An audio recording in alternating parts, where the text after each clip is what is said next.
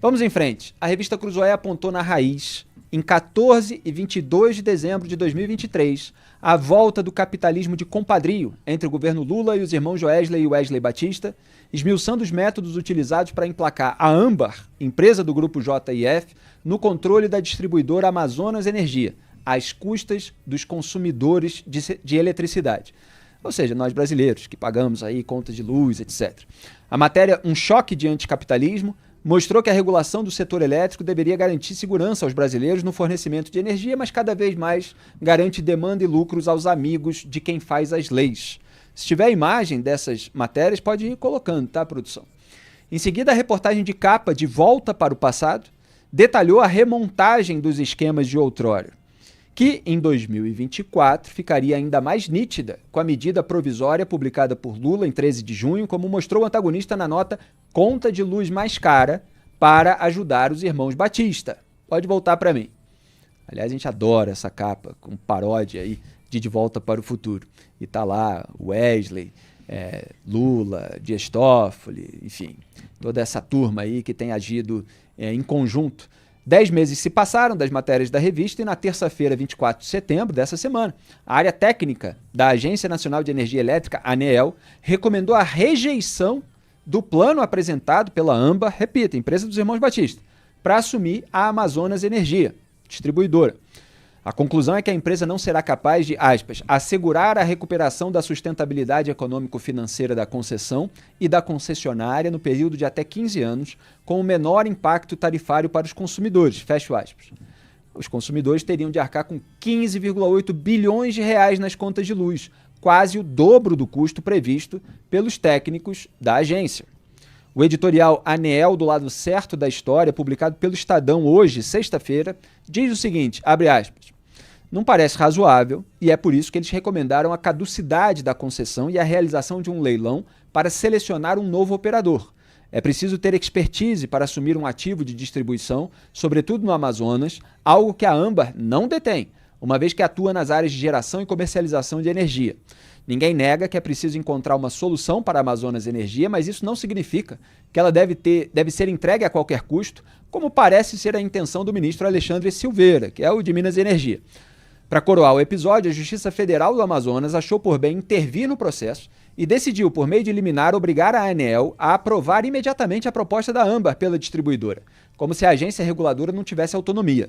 Pelo andar da carruagem, conclui o Estadão, é bem possível que todos os riscos apontados pelos técnicos da ANEEL sejam ignorados pelo governo, que as questões da Amazonas Energia não sejam resolvidas e que a distribuidora volte a ser um problema no setor elétrico mais cedo do que se imagina. Dessa vez, ninguém poderá alegar surpresa. Fecho aspas. E eu acrescentei, ninguém que assina a Cruzoé está surpreso com os desdobramentos do caso. Aliás, eu, Felipe, publiquei em 10 de julho de 2022, quando assinava a coluna em outro portal, o artigo TCU versus Lava Jato. Como o sistema atropela análises técnicas.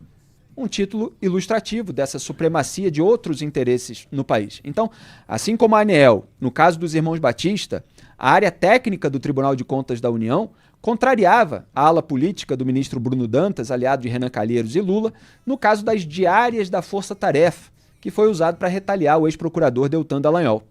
Eu havia publicado em 6 de junho daquele ano, 2022, o artigo Bruno Dantas é o Zé Neto do TCU, apontando a hipocrisia do ministro do tribunal que mais torrava dinheiro público com diárias dentro do tribunal, ao tentar criminalizar, ou pelo menos, tornar irregulares os gastos da operação que recuperou bilhões de reais roubados no esquema de corrupção da Petrobras.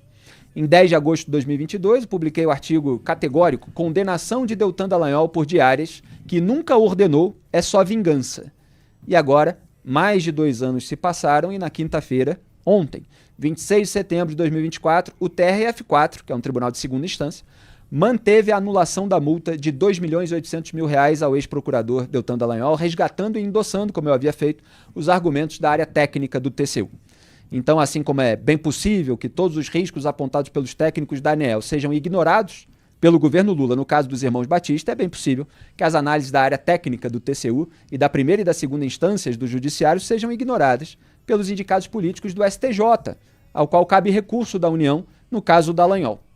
Então, em ambos os casos, o tempo só confirmou como as ações baseadas em interesses de outra ordem não se sustentam tecnicamente e resta saber se o sistema vai atropelar tudo de novo. Muito bem, fiz aqui um resumão para mostrar que a gente faz análise técnica e que há técnicos, seja em agência, seja em tribunal, fazendo também, mas a parte política nesse país acaba tornando o seu interesse supremo, para dizer o mínimo. Duda Teixeira, não resisti a fazer esse resumão e, obviamente, são questões bastante técnicas, difíceis, mas muitas vezes a gente precisa deixar um registro aqui, até em audiovisual, dessas questões de fundo que unem diversos problemas. Você tem a supremacia de interesses políticos, financeiros, tudo disfarçado de algo que não é muito bom, vantajoso para o país, etc. Quando os técnicos realmente se debruçam, eles veem que aquilo ali está cheio de irregularidade, que não é do jeito que estão falando, que estão querendo outro tipo de coisa, ou que a empresa não tem condição de arcar com aquilo. Então, são os interesses, em retaliar aqueles que incomodam e agradar aqueles que afagam, aqueles que geram muita grana aí para a rapaziada.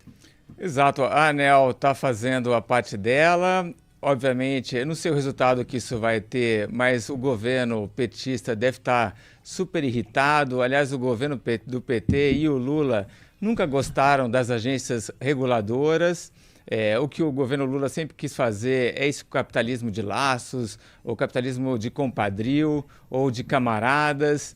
E aí a ANEEL até aponta, né? Eles não têm experiência no assunto, né? Como é que é pegar ali um negócio de distribuição se eles fazem geração de energia, são coisas diferentes. Me lembra até aquela história da Sete Brasil, né? Que juntou ali um grupo de empreiteiras, banco, BTG, para criar uma empresa para fazer sonda de perfuração de pré-sal, né? Quer dizer, é um negócio completamente inviável, que eles não têm expertise.